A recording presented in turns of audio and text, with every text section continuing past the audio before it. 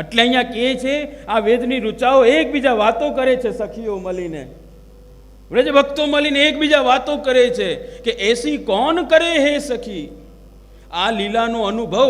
કારણ કે શ્રી યમુનાજી વગર તો લીલા થતી જ નથી. શ્રી યમુનાજી વગર તો ત્યાં પ્રભુ કોઈ જગ્યાએ લીલા નથી કરતા. તો આ શ્રી યમુના જો પધારે તો આપણો મનોરથ પૂર્ણ થાય. કોણ કરે હે સખી, શ્રી યમુનાજીને પધરાવો. એટલે તો અમારે ત્યાં જોવો મનોરથો આપણે હોય તેમ શ્રી યમુનાજીને પધરાવવામાં આવે. આ કારણ આ જ. અને એનો એક થોડોક ભ્રષ્ટ પ્રકાર આપણે કરી નાખ્યો કે આવા શ્રી યમુનાજી જે છે એ શ્રી યમુનાજીના મનોરથ એમના લોટીજી પધરાવીએ તો એને ઉત્સવની ઉજવણી કરીએ. કેટલામાં? 100 રૂપિયામાં. બોલો, 150 રૂપિયા આપીને મનોરથી આ ઉત્સવ ઉજવા. આખી રીત છે ને રૂપિયામાં કોઈ તોલી શકીએ આપણે?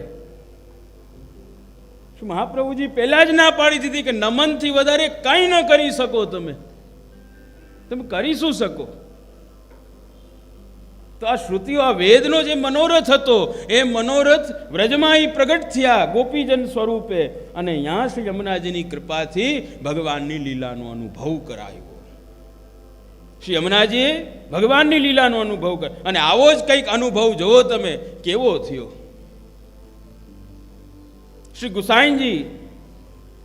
ગુસાઈજીએ કૃપા કરીને આવો જ અનુભવ કરાવી દીધો. કોને કરાવ્યો? શ્રી હરિરાયજીને કરાવ્યો. શ્રી હરિરાયજીને કરાવ્યો. અને શ્રી હરિરાયજીએ પોતાના કીર્તનમાં એનું વર્ણન કર્યું. કેટલું સુંદર વર્ણન છે. શ્રી હરિરાયજી વર્ણન કર્યું. શું વર્ણન કર્યું? કેસર કી ધોતી કટી કેસરી ઉપરણા ઓઢે, તિલક મુદ્રા ધર ઠાળે મંદિર ગિરધર કે. શ્રી ગુસાઈજી કેસરી ઉપરણો, કેસરી ધોતી ધારણ કરીને બિરાજે છે. તિલક મુદ્રા ધર ઠાળે, તિલક મુદ્રા ધારણ કરીને બિરાજે છે. મંદિર ગિરધર કે, શૃંગારમાં બિરાજે. જોજો હવે, દૌ જન કી પ્રીતિ કાહુ પે ન કહી જાત, ઇત નંદ નંદન ઉતવલ્લભ વર કે. શ્રી હરિરાયજી કહે કે આમાં નક્કી નથી થતું કે શ્રૃંગાર કરવા વાળાને આનંદ આવે છે કે શ્રૃંગાર ધારણ કરવા વાળાને આનંદ આવે છે. કઈ નક્કી નથી થતું. કારણ કે શ્રૃંગાર કરવા વાળા શ્રી ગુસાઈજી છે અને ધારણ કરવા વાળા શ્રીનાથજી છે. આમાં બેયમાંથી કોને વધારે આનંદ થાય છે એ નક્કી નથી થતું. થોડી વાર થાય તો શ્રી ગુસાઈજીના મુખારવિંદમાં આનંદના દર્શન થાય, થોડીક વાર થાય તો શ્રીનાથજીના. કઈ નક્કી નથી થતું. કરે કે શ્રૃંગાર આજ લાડીલે ગોપાલ જુકો, લેત હે બલાય વાર વાર દો કરકે.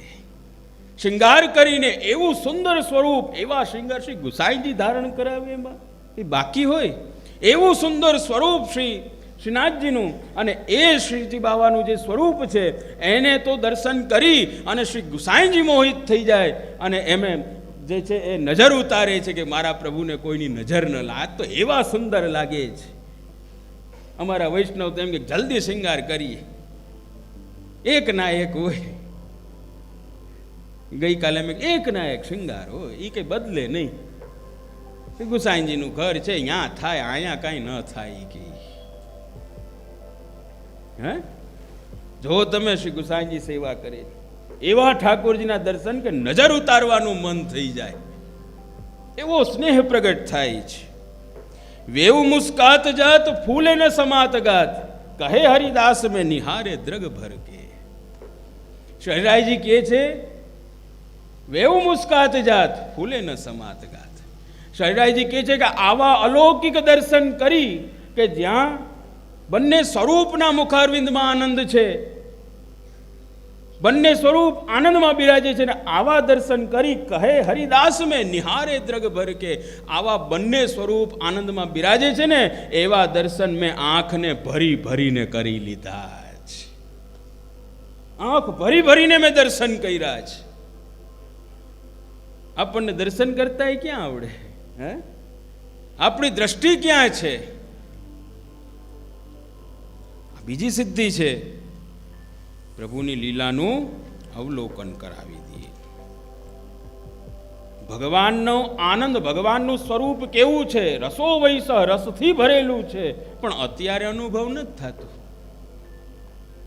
ખાલી વાતો છે. અત્યારે અનુભવ. અત્યારે તો ખાંડ મીઠી લાગે કે કૃષ્ણ નામ? તો કે ખાંડ.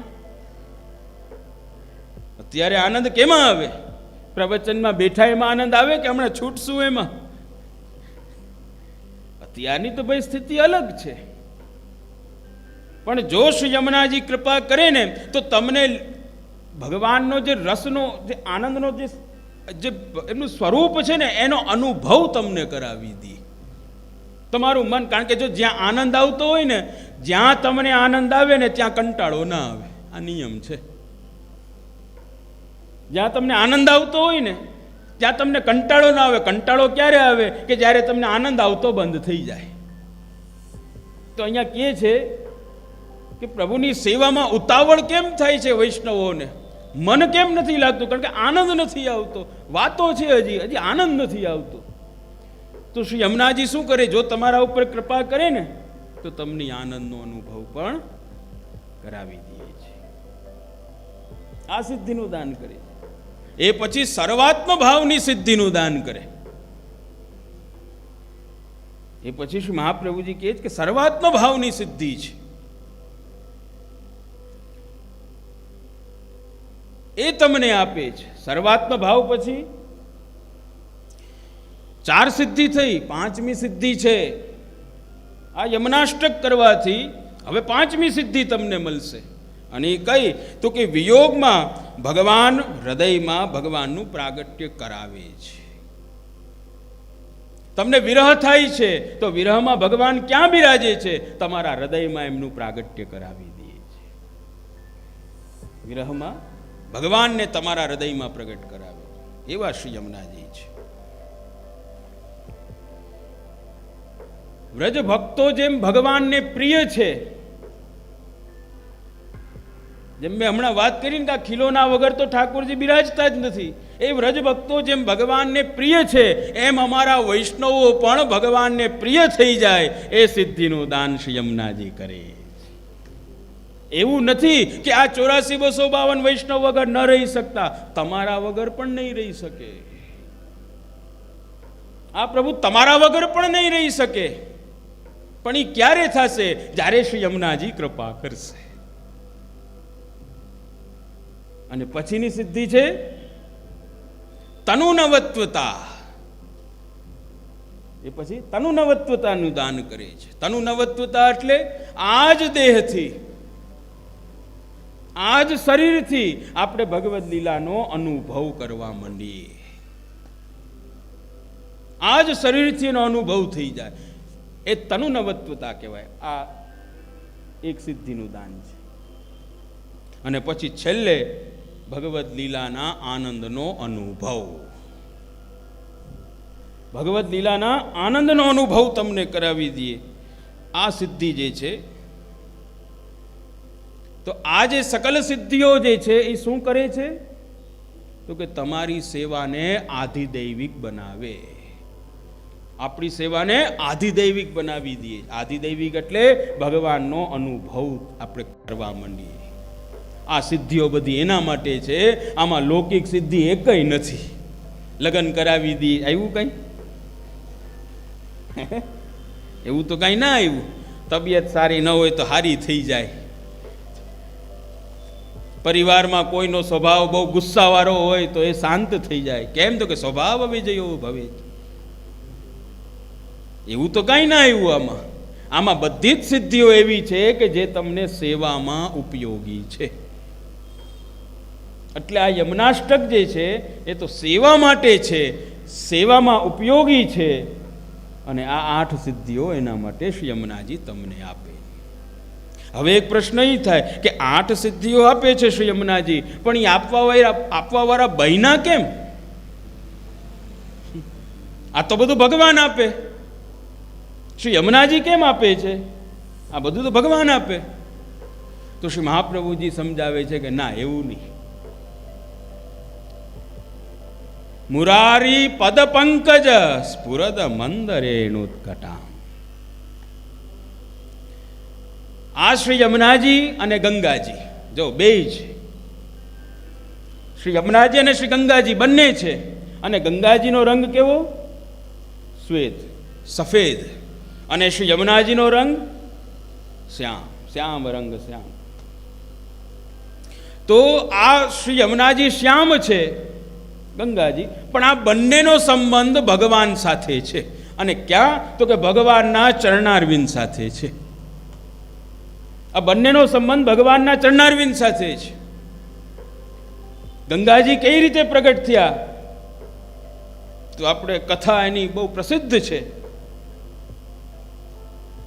રાજા બલિ વામનજીએ જ્યારે 3 પગ પૃથ્વી માગી, 3 ચરણ, અને પછી એ બીજું ચરણ તો ત્યાં આકાશમાં અને બ્રહ્માંડને ચીરીને આગળ ગયું, ત્યારે બ્રહ્માજીએ પોતાના કમંડલુના જલમથી ભગવાનના ચરણારવિંદ ધોયા. અને ધોયા પછી વિચાર થયો કે આ ગંગાજી જે છે એ હવે ભૂતલમાં પધારશે, પણ પધારે કેમ? આટલો વેગ છે, કેમ પધારે? એટલે મહાદેવજીએ કીધું હું મારા મસ્તકમાં એમને ધારણ કરી લઉં. મસ્તકમાં પધાર્યા અને ત્યાંથી પછી તો ભગવાનના ચરણ સાથેનો સંબંધ ગંગાજીનો છે.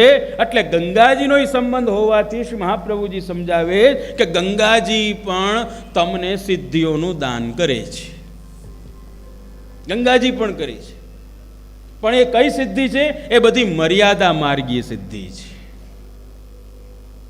તમે ગંગાજીની અનન્ય ભક્તિ કરો, ગંગાજી જો પ્રસન્ન થઈ જાય, અનન્ય ભક્તિ કરવાથી જો ગંગાજી પ્રસન્ન થઈ જાય તો તમારા ઉપર કૃપા કરે. અને શું કરે? તો કે આવતો જન્મ વૈષ્ણવના ઘરમાં આપે.